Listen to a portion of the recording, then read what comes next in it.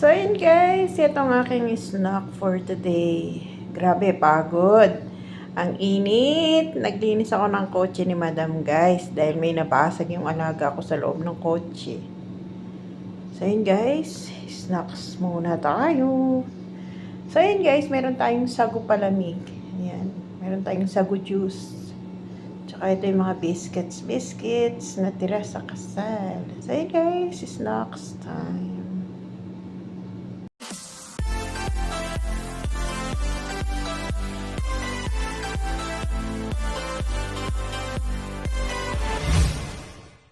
Hello guys! Ito nga ang ganap ngayong araw na to guys. Sobrang init dito sa Middle East. So yun guys, kakatapos ko lang linisin yung sasakyan ni Madam. Alauna ng tanghali. Grabe guys, sobra init. Yung loob ng kotse ni Madam may nabasag na parang yung yung lighter. Di ko alam anong ginawa ng alaga ko doon. Ba't na nagkalat yung parang, di mo naman sabihin na bubog na kulay green, kitang-kita sa sasakyan, kaya walang kainitan, pinalinis sa akin ng Madam ko.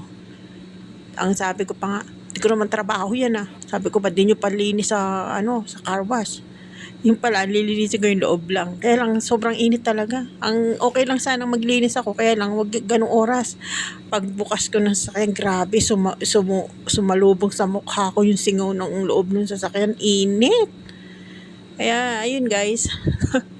Tapos, nung pagpasok ko, nung natapos ko ng yung winalis ko yung loob, tapos may pambakim kami na yung hindi di kuryente, yun ang ginamit ko sa mga sulok-sulok kasi hindi ko makuha. Yung pagbalik ko, tinatanong ng amo kong babae kung okay na ba. Sabi ko, tignan mo. Sa totoo lang naman guys, nasasagot ko talaga yung amo ko pag talaga may topa ako. Grabe, init-init Sabihin mo pa guys, yung hindi ako sanay nang lumalabas ng bahay. Tapos papalabasin ka ng ganong kainitan. Grabe, parang yung balat ng mukha ko parang sumasunog talaga. Tapos kinakausap niya akong gang kusina. Sabi ko, check mo na lang kung okay na. Sabi ko ganun. Kasi tinatanong niya kung nalinis ko ba kung isa lang sinagot ko sa kanya, i-check mo. Sabi ko sa kanya. So yun nga guys, nagpahinga lang ako ng konti. Ayan, na ako. Dahil sa sobrang init, nagtimpla na ako ng palamig ko. Ayan, kaya voice over na naman niya kasi nandiyan sila sa bahay. Ayan. Tapos yung mga tirang mga biscuits na galing sa kasal. Yan ang pinartner ko sa sago na palamig. Ay, grabe. Abroad pa more. Pero kainaman dito sa amo ko, guys. Kahit madalas yan na kasi talagang hindi ko alam bakit may pagkasutil din ako Sinasagot ko talaga siya. Ang sabi ko, pwede naman mami ang hapon. Sabi ko, hindi naman kayo aalis ngayon. Sabi ko ganun. Ganyan ang ugali nila Yung para bang wala nang mamaya, pwede naman mami ang hapon. Kapag naisip niya, may topak pa naman. Grabe. Kaya yung pawis ko napunta na sa mata ko. Lalo nag-init yung ulo ko dahil napahapdi sa mata. Yan, nung nahimas-himasan ako, natatawa ako sa sarili ko. Parang din sa kanyang amo kong babae. Yung pag di na ako umiimik, alam na niya. Hindi na siya tanong ng tanong. Kasi, magtanong pa siya na magtanong, hindi ko naman din siya sasagutin. Kaya sasagutin ko siya ng pabalagbag, ay hindi na lang ako iimik. Ganyan ako Kapag naiinis ako, hindi na lang ako kikibo. Isa lang sinagot ko sa kanya, i-check mo. Sabi ko sa kanya, ikaw na mag-check doon. Sabi ko sa kanya. Tatanong pa kung nalinis ko. Natural, nagpunta ako doon, nilinis ko ganyan ang ugali niyan Hindi ko alam kung nagtatanga-tangahan ba kung ano. Oo, nasanay na rin sa akin yung amo ko. Yung almost 11 years namin na ganito. Ako pa naman, ang dali kong tapakan pag kakatapos ko lang magplancha. Ang init-init magplancha kahit ba naka-AC ka. Tapos papalinis sa akin yung kotse. Isipin mo dito guys, di ko alam bakit sobra init ngayon dito. Dati hindi naman ganito init dito sa lugar namin sa Taif. Marami nga nagsasabi na maganda raw yung lugar ko, hindi masyadong mainit. Pero guys, iba na rin dito ngayon, mainit na din. Dati, pwede akong matulog nang hindi naka-AC. dahil carry naman. Ay ngayon hindi na. Sabi nga, ba't ako magtitipid sa kuryente eh. Kung sila nga naka-AC din, mag-AC din ako. Yun nga guys, nakakatawa nga dito.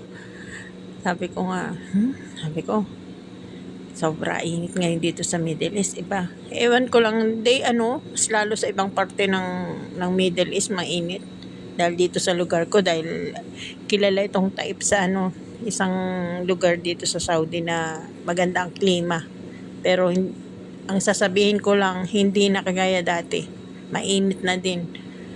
Alas 8 ng umaga, ako sa harap ng bahay, init talaga. Ang hapdi sa balat na ng araw. Hindi kagaya dati. Kahit tanghalian, okay lang ako pumunta sa tindahan. Ngayon alam nyo guys, kahit wala na akong stock na pagkain ko, natitis kung di lumabas. Iba.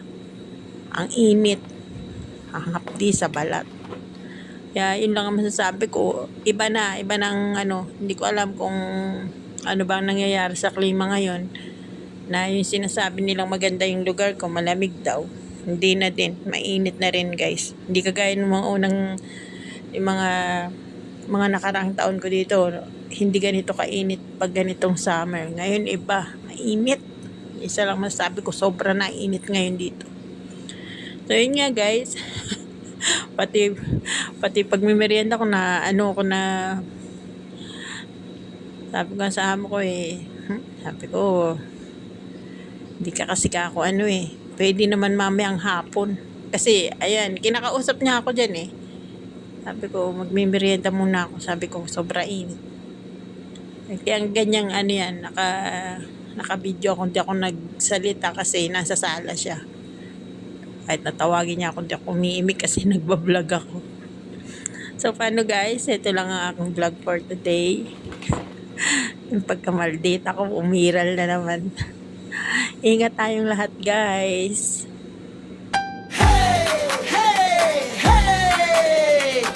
Welcome sa Early Mix Vlog! Tara na, samahan niyo ako! Sa bawat lakbay, may bagong kwento, mga tanawin na tunay na magugustuhan mo. Flick at adventure, saya ay walang tigil, kasama ang barkada, good vibes na solid.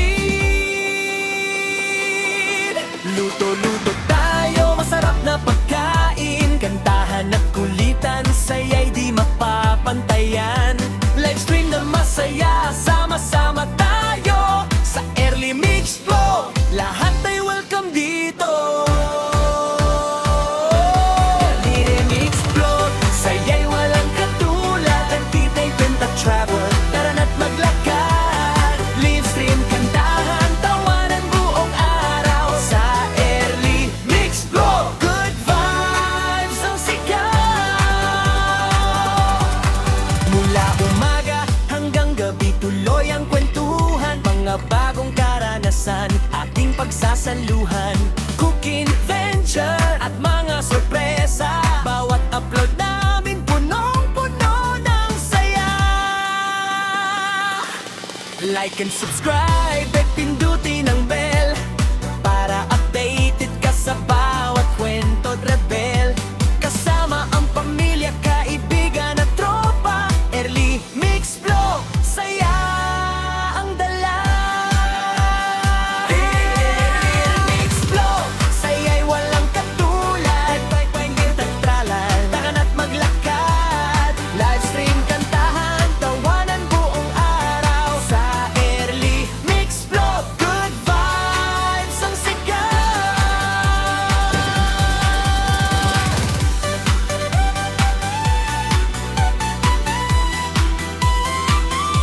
Early Mix Vlog,